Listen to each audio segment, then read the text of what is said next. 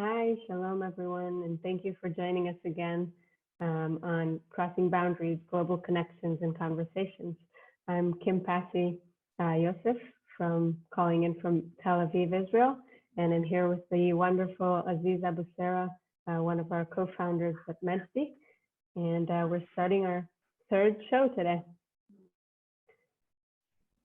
Yeah, we absolutely are. And this is our third episode today.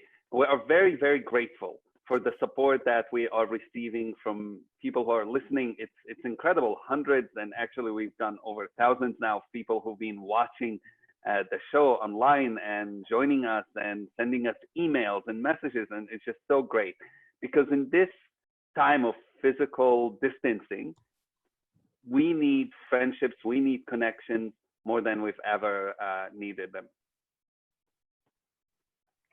Agreed. And before we start today, I'd love to give you a little sneak peek of our next episode. We'll be hosting two photojournalists from the Balkans, Marco, a Serbian, and Zia from Bosnia. They are two friends who grew up in a region ravaged by conflict. We'll discuss the war and its aftermath, their own photojournalism work, and the role of tourism in transforming the Balkan region. I'm sure it will be very interesting and show you a little bit more about how MEJDI tries to create a better world through tourism. Absolutely, and I'm looking forward to that as well. But today, we have an amazing show prepared for you. We are going to have Steve Rubin, who is a dear friend. We've co-led trips together. He's an adventurer. He's a tour guide. As I said, he's a friend. And he's a guy who doesn't just settle for any itinerary, classic itineraries. Oh, I want to go do the same thing everybody else does. What I like about Steve is he always searches around and says, there's some stuff that I don't know, we haven't found yet, we haven't been to yet. Let's look outside the box. And he's an explorer. He's a person who seeks in new things. And so I thought we can start, Steve, talking about one of the times you've taken me to discover an experience that is different. And you know, just to say, Steve is a person who if I'm looking for some hidden spots, I always consult with him as well. Even as I was filming 3 months ago with BBC, this video that I've shared with many of you on Facebook, I've talked to Steve about where can I find some unknown underground stuff. And we found so many of those that we're going to have to do a show especially in that. But today, I think we'll go outside Jerusalem and talk about some experiences and places. We'll talk about a few that are not usually on standard itineraries. And I thought the first one is just outside Bethlehem that you've taken me to see, about a couple of years ago? Yeah. And in it, we met with some Bedouin communities that I did not know existed in that area. It's somewhere, I think, between the Dead Sea and Bethlehem, in the middle of the desert, in a place you don't even know about. Can you tell me, how did you end up connecting with this Bedouin family in the middle of nowhere and become such a good friend that you can bring people over and bring tourists to them? Well, I think, no matter what, I just want to start out by saying that in such a small land between Israel and the Palestinian areas, you can never see enough. And there's always something new to discover. And because of the political situation, you have not just, physical borders, but all of the borders between people that don't allow different populations necessarily to enter a lot of these areas. So already if the country is so small, it becomes even much smaller because of these political borders that exist. And even more so, those borders have created a stigma in some ways for many people that even areas that they technically, legally can go to, for example, if it's Israelis visiting certain parts of the Palestinian areas, that they either choose not to, or they have no idea that these places even exist. So that should tell you something, that even in such a small place, there's always some place, not necessarily to discover, but some new place that you can learn about. okay, enhance your understanding of the area. And one of those places happens to be kind of that relatively large empty swath of land between, Aziz, like you were saying, the Dead Sea and what leads up to the mountainous areas, primarily from Hebron up to Bethlehem and then on to Jerusalem, and all of the Judean desert that surrounds that area. And I'm sure for anyone who's been to Israel, Palestine, when they've driven down to the Dead Sea, they've seen the massive cliffs above them, but you never really know what's up there. So when we're looking, to get out, we have a lot of areas marked that we know politically, legally, we can go visit there. We open the map and we see, wow, what is up here? What are these areas up here that we've never been to? We've always wondered what's up here. We've read plenty about them historically, what these areas meant, but we've never had a chance to actually go there, or people in the area who with whom we can connect. And that's how we were able to kind of find our friends in that area, kind of word of mouth. People, as they say, people who need to know can figure out where that is. And we kind of like to keep it that way a bit. But through word of mouth, asking around, and eventually you get to where you need to go. Aziz, I'm sure it's very, very similar for you when you're trying to get somewhere. You're very good at just speaking to people and getting information. That's how we came across the area. And what's interesting is that the name of the village, Rashaida, okay, that you have written Rashaida Desert, is actually the name of the whole desert area. So a lot of times we refer to that area as just the Judean desert, or the Judean wilderness, Jerusalem's wilderness, Bethlehem's wilderness. But for the Bedouin communities living there, they're actually breaking those areas down based upon tribal affiliations, which is really fascinating. I think it gives a good look at the Middle East, the way the Middle East was even drawn up, who was drawing up everything and giving names to certain areas, as opposed to what local groups how they refer to it. And one of those areas happens to be here in the desert of Rashaida. And again, through some connections, we were able to find Farhan and his family, his father Ali, who you just saw, who actually, Rashaida, the tribe, is very big in Jordan as well. They have a big presence there. So Ali, for example, he spends most of his time recently in Jordan. We haven't seen him in a while. But Farhan, his son, who Aziz, you met one of his sons, he's really kind of turned this area into a local hotspot for the community, I'd say. Nothing on the scale like most people are used to when they come to the Holy Land for tourism or visiting places that people are quite familiar with. But in terms of local Palestinian tourism in the area, a lot coming from Bethlehem, school groups, people hiking in the area. The Abraham Trail, Mr. Ibrahim, goes through the area, and so he's got a station kind of right over there. And a lot of more Israeli Jeep tours are kind of coming through in the area, but it's still rather untouched. So I think this is actually the perfect balance at this point in terms of the way tourism can operate. Can you just mentioned stuff about the Bedouins. Mm-hmm. Bedouins are not monolithic group. No, not at all. And when people talk about them, it's sometimes frustrating to me because everyone seems to be expert about one group of Bedouins, but assume that every Bedouin is literally the same. And that's not accurate. Right. This is, I think it's like classification anywhere, especially when you're looking at our region and people see, Israelis, Palestinians, Jews, Arabs, and they say, okay, that's easy, to deal. But even within, whether it's Jewish society, Arab society, you have so many different subgroups. And within those subgroups, it's even broken down even more between tribal and clan lines. So Bedouin is kind of the most, I think, generic term that you can use for desert nomads, a badia in Arabic, people, nomads, wanderers of the desert, going between different water sources on a seasonal basis with their herds.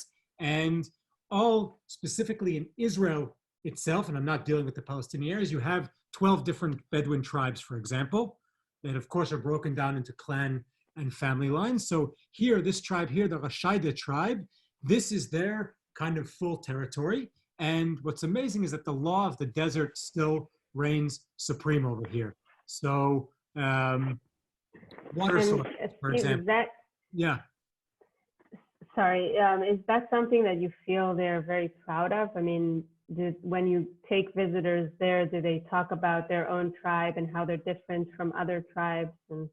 Not necessarily how they're different, because I think the general Bedouin lifestyle is fairly similar, whether you're in Israel, Palestine, Jordan, Saudi Arabia. I think, though, it's just a matter of who, in this day and age, in the 21st century, who has guarded their traditions, let's say, the most. So if you look at certain Bedouin in the Negev, they might be much more kind of living between their tradition in the 21st century than people like Farhan, or some areas, if you've gone to see areas of Wadi Ram or certain areas in Jordan, Saudi Arabia. Here, what's amazing about Farhan is that they are literally still living, as much as possible, the most traditional lifestyle, whether it's changing their home. I think, Aziz, when you were there with me, we were in their summer home already. They had moved from down lower in the valley up to a higher point where the air is a bit cooler in the summertime. They're still basing everything on... And that's one of the misunderstandings, is that people think they are 100% nomadic, for example, which is not true. Or they're 100% not nomadic, which is also not true. Again, it's a mix. Yeah, it's not absolute. Like anything, nothing in our region is absolute, you know, as much as people want to believe it's absolute. But yeah, with, again, the same thing here. So when you're dealing with Bedouin, it's also kind of a very just like generic term. Who's your tribe? Who's your family? Where did you originally come from? Right? Because Bedouin communities actually see themselves as the most authentic Arabs because they're from originally the Arabian Peninsula, right? And the most authentic Muslims as well, if you think about it, because when you look at the story of Islam, Muhammad learns the oral tradition from the Bedouin community that he sent off as a child to learn the oratory skills. And they're the first people that are accepting this new faith, and they consider themselves in that social structure, right? When you deal with, you know, the falach, the farmer, and the nomad to be kind of at the top of the food chain. And what's fascinating for one more thing about this community here in Rashaida is that today they're considered amongst, whether it's the Israelis or the Palestinian Authority, considered to be on the lower end of society. But during the Jordanian occupation of the area from 49 to 67, because of the tribal Bedouin roots of the Hashemites, the Rashaida tribe was actually considered to be quite high status, you know, in society. But that's, you know, changed at least. But in terms of their minds, they don't need to be landowners because this area is their land, and they can say they have a desert named after them. I think that defines everything. So I grew up with Bedouin living next to us in Jerusalem, and my first interaction with them is when I was watching cowboy movies growing up, and I wanted to be a cowboy. I was a little kid, like 6, 7 years old, but you know, they don't tie their animals, so you can just walk there, and I walked there, and I decided to be my own cowboy. I took one of their donkeys and tried to ride the donkey, and left with it for a bit, and then they knew one of the city boys had come and taken the donkeys, and eventually they came and found it, and I got disciplined for it. But we actually had an amazing relationship because all the meat we bought, all the milk we bought, all the cheese we bought came from the Bedouin community around us, and I'm very grateful for that relationship. It's amazing what you're saying, because when we go there, unlike a lot of places, for example, already in the Negev in Israel. Here, everything, is produced by the family. And if they're not producing it, they're getting it from a cousin who has his watering hole and their tent kind of up the desert path on the other side, and creating everything. The main thing happens to just be, what we do when we go, bringing even like first aid kits, something very simple like that, because those services are quite. I see that someone is asking, I know that our listeners want to know approximately where this is on the map. Can we give them some pinpoints, something that they can look for on Google Maps? Is to find Bethlehem and Hebron on the map, and go east towards the Dead Sea between those two areas. And that is the area of the desert of Rashaida. The easiest thing, if you have a very more detailed map, there's an Israeli settlement community called Male Amos. It's the most southeastern part of the Etzion block of settlements. And from there, you keep going a bit further southeast, and you get there, you go through the village of Rashaida itself to where the road ends, and then you hit, actually, it's interesting, in an abandoned military base. There was a bunch of Israeli military bases there that were in that desert area that was used for training by the army. As part of Oslo, though, they were evacuated, but not fully, because the platforms are still there, that they could recreate those bases within a matter of a couple of days. So you have a few of those. And then where that ends and it just becomes dirt and gravel desert roads, really desert roads that have been created by goat paths or... It's in the middle of absolutely nowhere. And I would say it's one of those places you definitely need a guide who knows where he's taking you. You will not find it on your own. And that's why we're talking about this, because this is an experience you can't find on your own just by wandering in the desert. You'll probably get lost. Yeah, the idea is that you'd have to have Steve, a guide like Aziz, who would take you there, and then Aziz would meet Farhan, for example, our friend, and Farhan would do everything in the area. Aziz would just, translate. That's about it. So it's I'll drink the tea and coffee. To be even to get there. Exactly. Can you take us on a short tour through the pictures that we have here, and give us a short explanation about the pictures that you have here? So this is our friend Farhan. We do everything with him and his crew, his cousins, his brothers, and it's amazing. In the few years that we've been visiting and going, and we go to visit Farhan a lot. Even like when we went with Aziz, it wasn't for anything, having to do with business, or we just go to hang out, because it's one of the few places in such a claustrophobic landscape that you can actually feel like you live in an open world. And so we go there just to relax and hang out and breathe fresh air and get away for a bit. And this is Farhan. In the last few years, he's built up really, he's very entrepreneurial. He even built an outhouse at one of his tents that he opened up in the area. So you've seen the progress go on. But he's still at the same time, especially now that there's no tourism necessarily coming, even if it was minimal. He's back to his usual work. He's got a bunch of great kids that Aziz met while he was there. The women in the household are the strongest figures there for sure. He has a very, his youngest sister, I think she's like maybe 12, 13 now. And she is really slick. She's a shepherd. Sharp as a whip, yeah. Tahani, she is really amazing. So to see the women's role there as well is pretty fascinating, running kind of the whole operation, I'd say, from behind.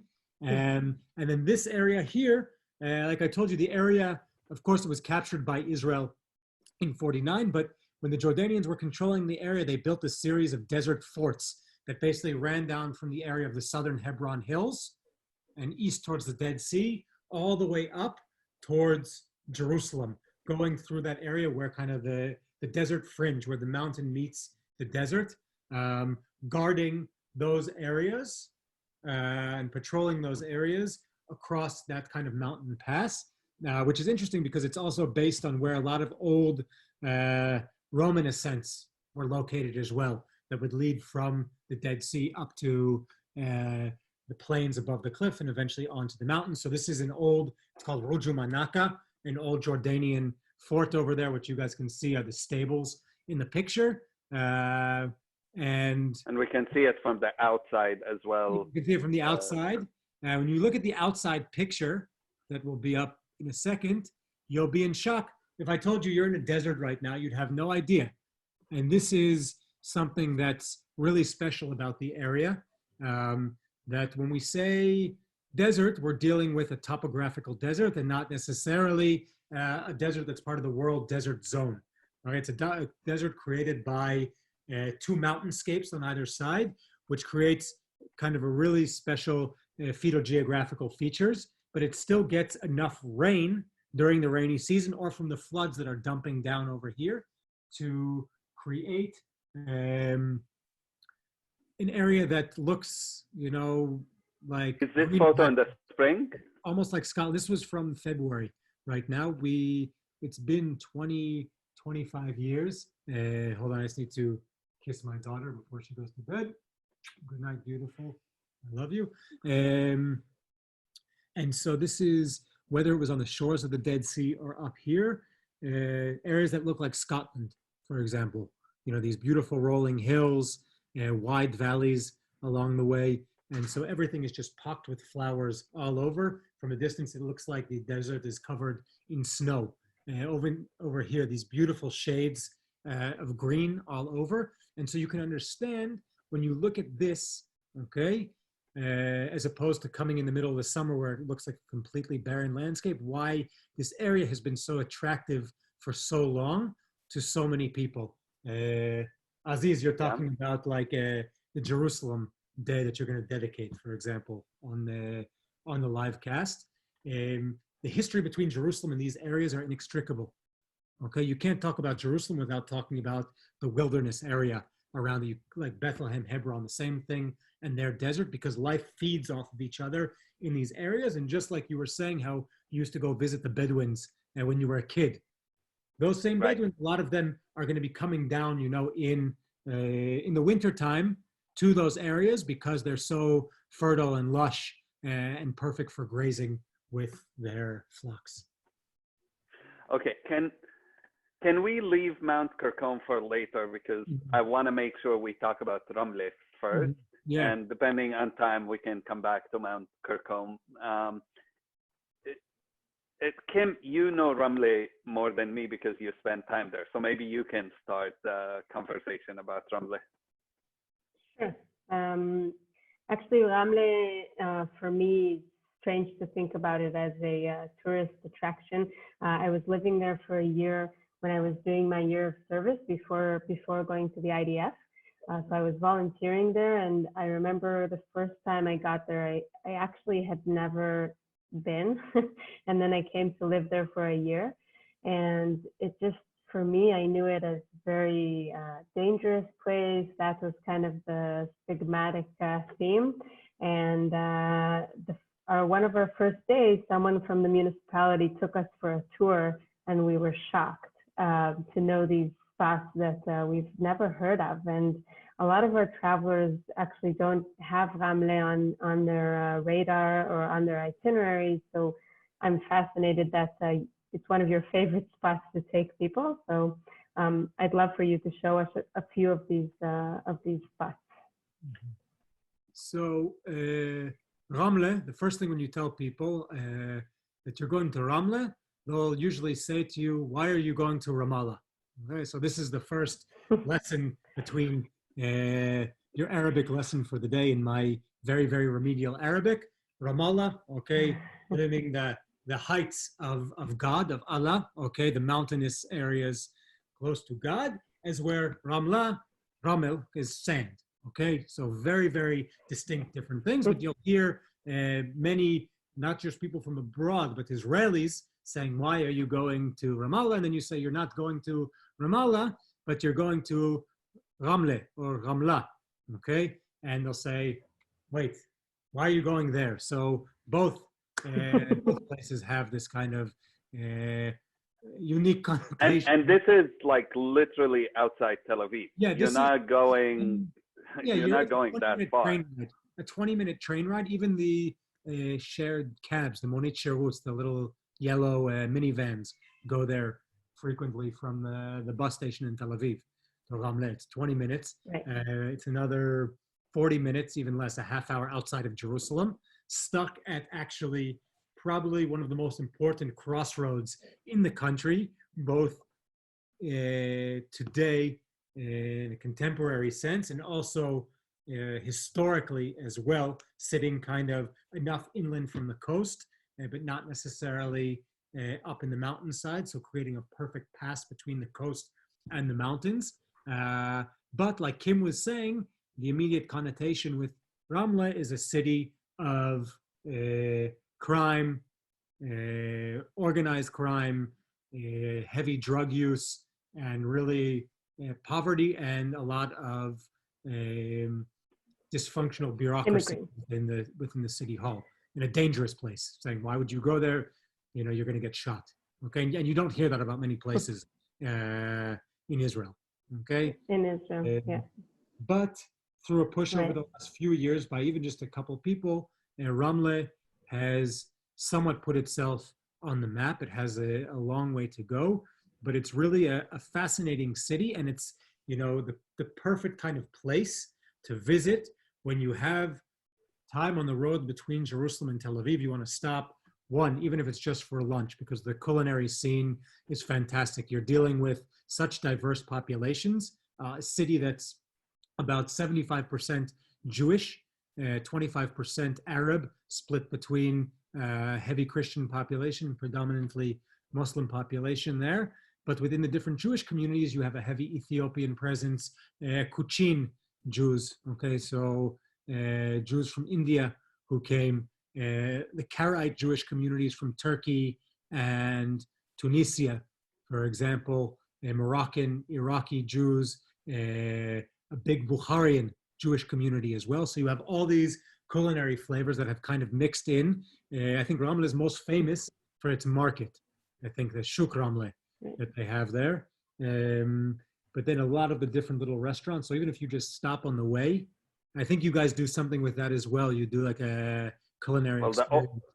The culinary experience is important. The other thing important there for us, we visit the open house in Ramle, which is mentioned, or the whole story of the book, The Lemon Tree, is in Ramle, which is one of the books we recommend for people to read. We visit the place. It's a reconciliation place where Arabs and Jews kind of come together. So for us, that's very important spot.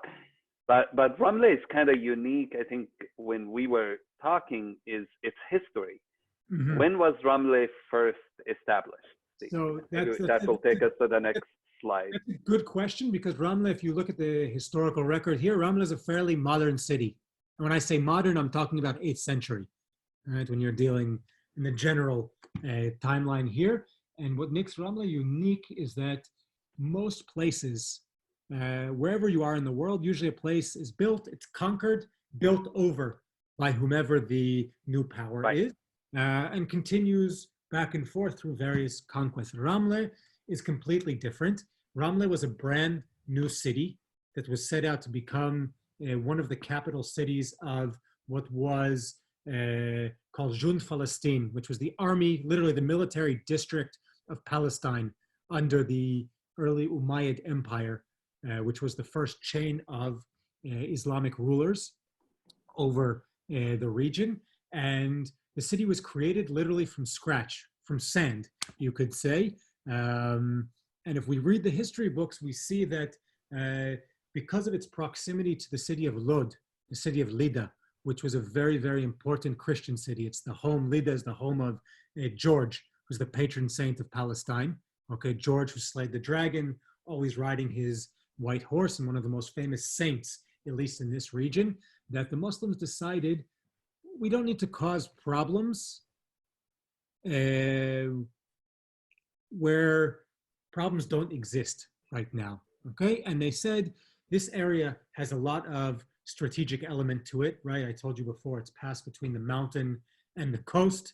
Okay, it's got a lot of that special clay soil in the area, which is excellent for growing citrus. So you talk about the lemon tree, for example, a lot of citrus in the area, good for wheat production as well. So they said, why don't we just create a new city? We'll take advantage of the area, but we won't step on the really hardcore feelings that are close to the local Christian community. And they didn't just build a small city. We're No. talking about a city that was like rivaling the largest, most important cities in the world at that time. It was at that time, and you can attest to that by troves of coins that were found there, for example. You know, hundreds and hundreds of gold coins that were found in what was the area of the main mosque of the city, for example, coins that were minted as far as Uzbekistan and Morocco, showing that this place was an international center of trade, where all roads led through Ramle. And we actually have geographers in the 9th, 10th, 11th centuries that are talking about this. They're writing extensively about Ramle, saying that there's no, better figs that come from Ramle. There's no finer flour that comes from Ramle. There's no finer water that comes from Ramle. Massive. And we're looking here in the photo at some of that beauty of Ramle. What we're looking at? You're looking at what's called the arched pools. The arched pools became the city's primary reservoir at the end of the 8th century, during kind of the golden period of the Abbasid Caliph, that was operating out of Baghdad at the time, under the leadership of Harun al-Rashid, who was probably one of the most famous caliphs in Islam, who wrote, for most people, the one thing they can relate to him is Arabian Nights and the famous stories of Sinbad and Aladdin that were created in Shahrazad. And so he created these stories, but he also left his mark around the region building certain projects. And this is dated to that time, roughly in the last decade of the 8th century. And here, as people are rowing around, it's become a tourist attraction. It's about only, half a meter of water. But this place, because of the canal that was built to filter in water and channel water here, used to be filled all the way to the top of it. And they call this place the Arched Pools. You can see why. And it's the one strictly Abbasid period complex that we have in the country. So not only is Ramle a brand new city, but you have this major stamp that's being put here by the early Islamic empires. Even the mosque, which is destroyed, but Kim showed the picture before of the White Tower, which is kind of the symbol of Ramle. That's where the city was developed and the White Mosque was created, which writers would say that there was no more beautiful structure in Islam than the White Mosque of Ramle, except for the Dome of the Rock in Jerusalem. That it was this place that wasn't just a place of worship, but a major, major community center. So Ramle itself, especially when you come to the Holy Land, and a period that's often passed over is Islamic history.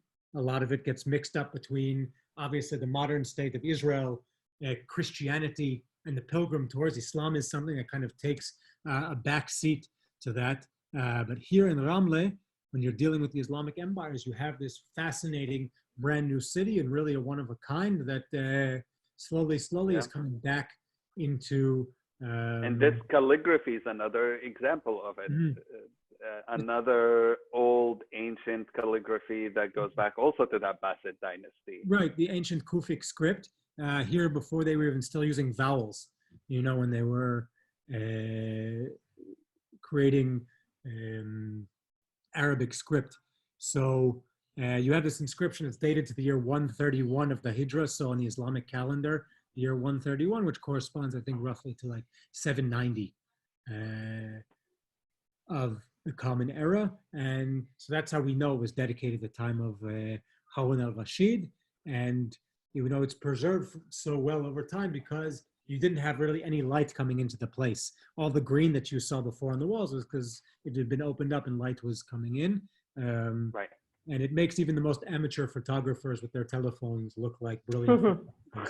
And this Kim, go ahead. No, I just wanted to say that it seems like there's also a large conversation about how this place has been changing again and again and again, and changing its face, and how it became what it is today. And I guess the question I have is, do you think it's going to go back and become a very central place for both Israelis and Palestinians, and tourism and, power? I wish.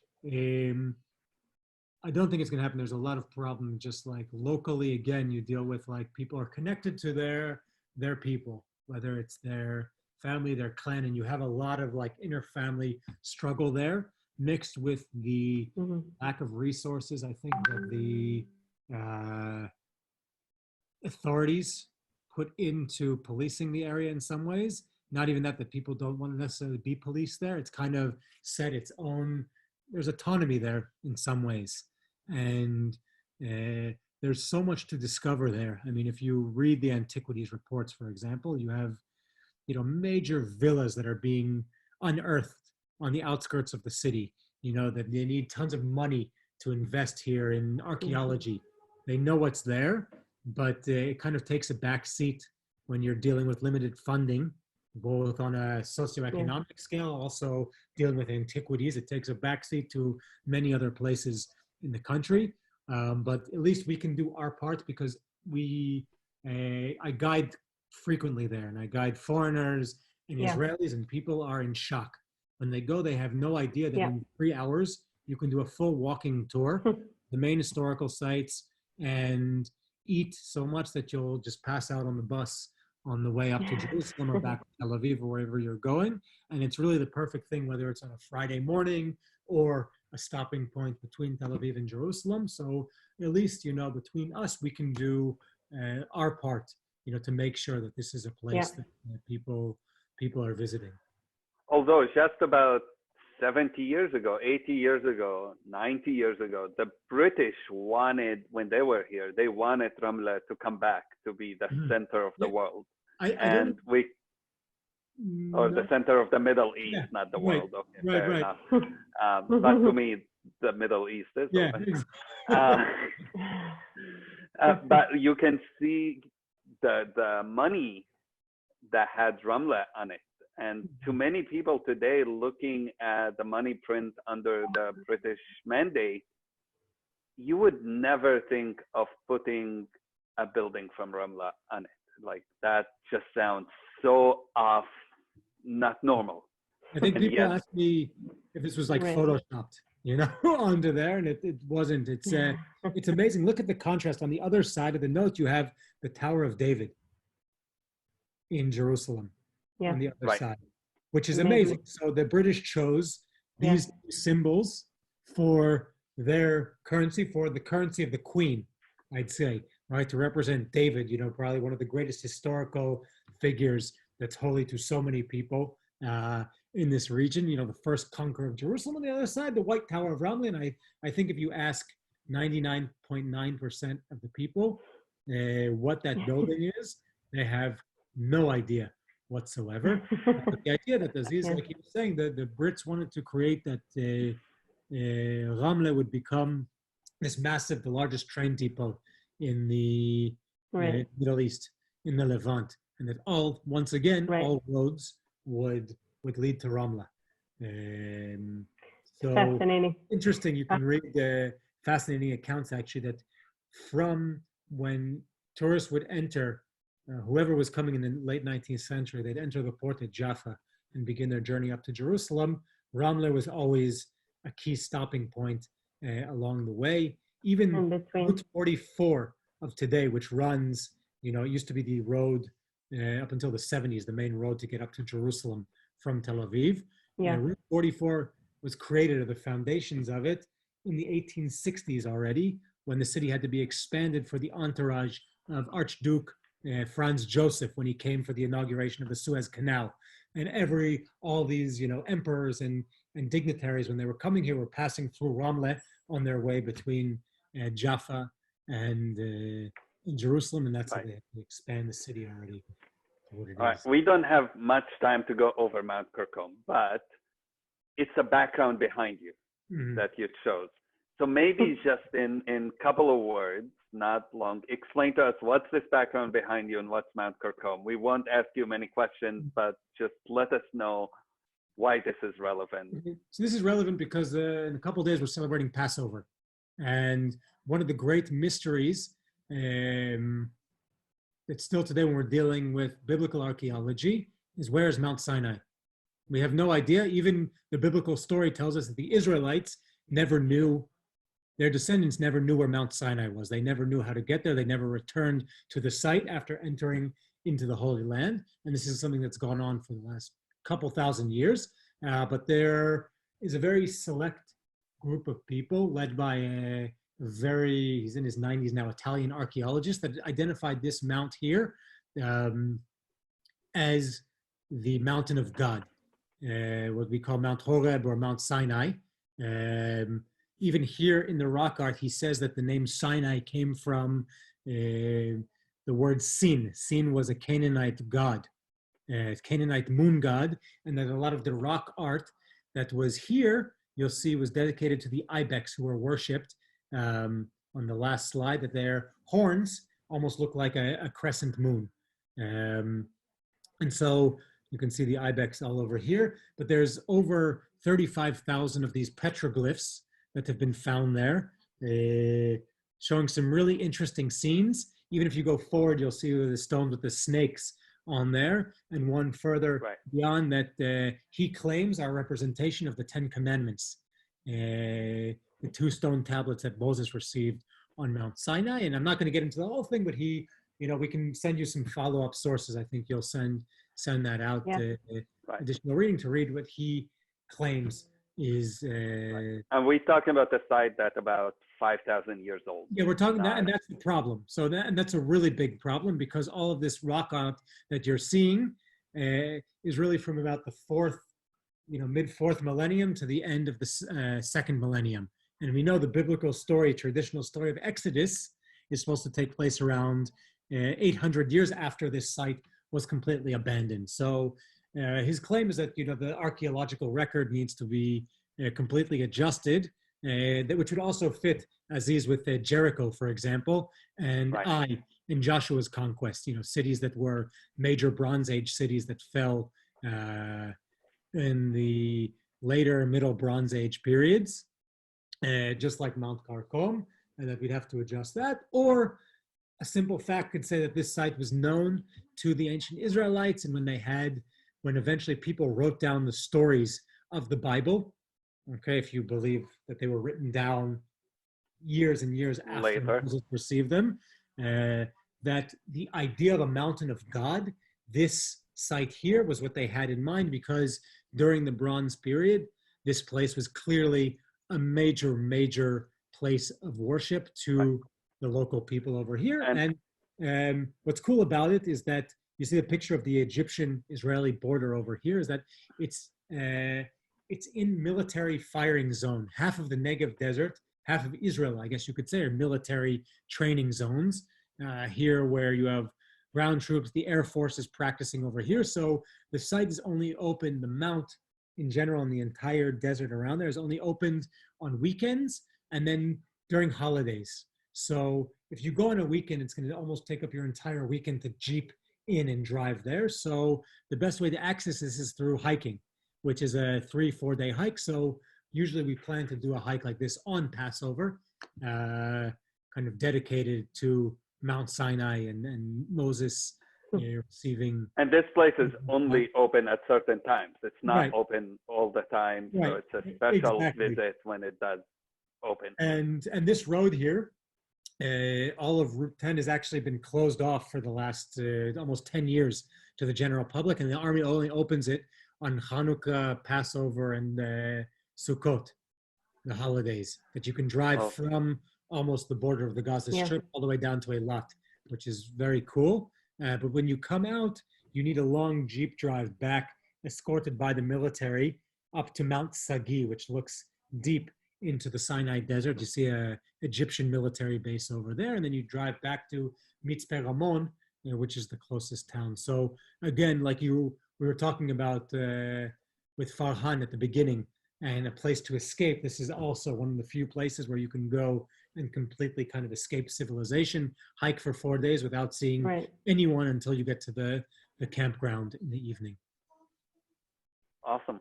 Nice. Yeah.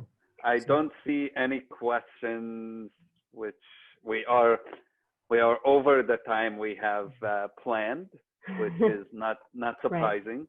Also, I mean, when tour guides talk, it's hard to not want them to talk more and more. And especially Steve, you have tons of good stories. And as somebody wrote to us already, please have Steve back soon. So I'm sure we will come up with more sites and do a few more of these. I think what we'll learn probably from this time is even after this whole thing with the coronavirus is over, this is so much fun. Mm-hmm. And we ourselves, and I think our travelers and people who are just finding us right now, is learning new stuff about the area and the places we go to that you might not even learn if you've been on a tour. So we enjoying this. I know Kim and I. Yeah, wonderful to be able to talk about this stuff and give people a virtual tour when we have no idea when we're going to get back to doing what we love so much. It's really a privilege to do this with you guys. Somebody asked, how do you recommend we visit Ramla? Alone or with somebody? Or I would, if people are independent travelers, reach out and can ask us, even tell you what you must see. I mean, it's a few main sites. You can get a map from the Tourist Information Center. We always recommend going with a guide. We always think you get a more intimate experience, understanding kind of in a contemporary sense instead of just, the stones. Because if you don't understand the people, then you don't understand the stones around it and the amazing food. But if you go by yourself, it's a quick train ride, assuming the trains are working in Israel, which the train we're getting up like France, they like to strike a lot on the train system here. So you can also take buses are leaving all the time from Tel Aviv. It's very close. Jerusalem, and you can. It's really inexpensive in terms of tourism as well. It's like $10 and you get 4 site entrances, including the museum, the White Tower, the arched pools. You can visit. One thing we didn't even mention was the famous church there, the Church of Joseph of Arimathea. That's there as well, which is a beautiful old Franciscan church. You can visit there. Aziz, and Steve, I think we can send or post a lot of information on our website after this session for people that are interested on our to Facebook read page and look into it a bit more. Yeah.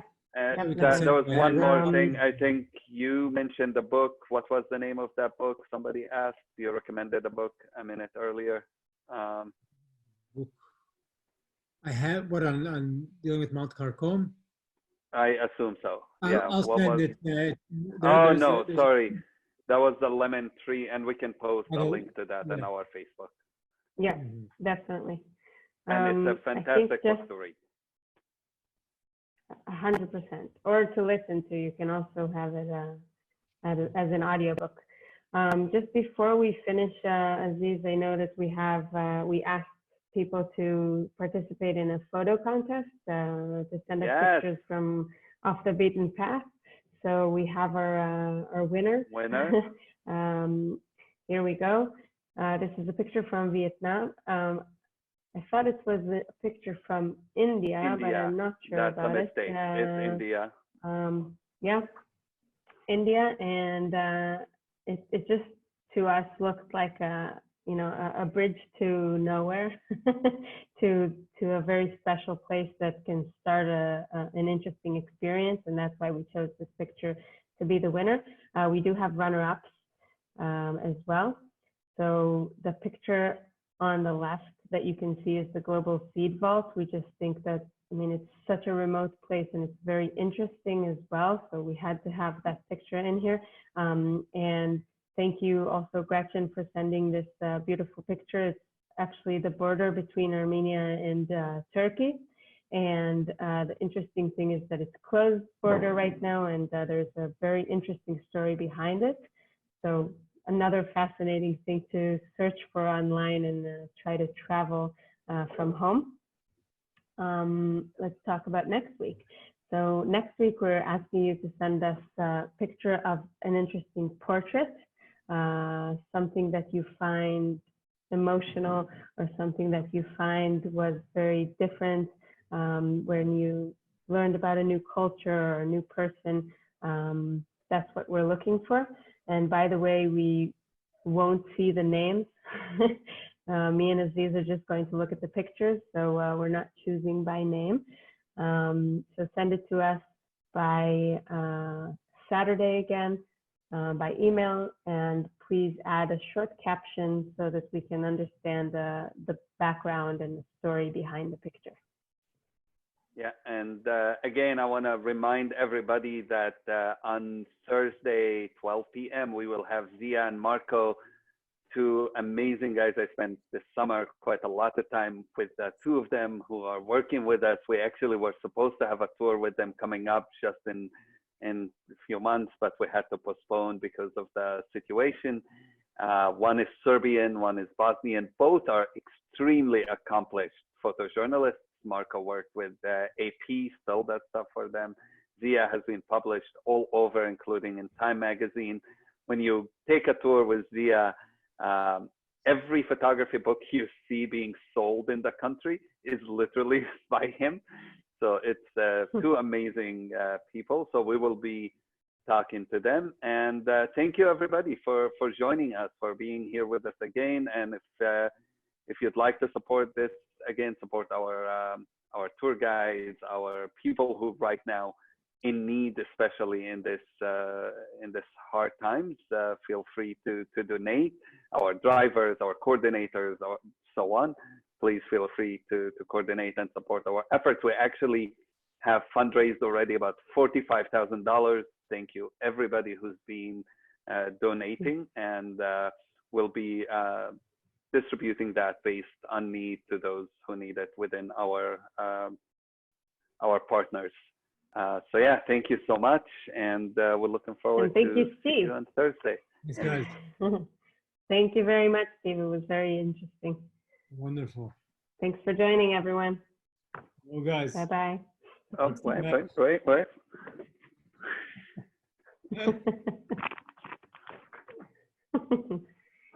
Yeehaw. Yeehaw.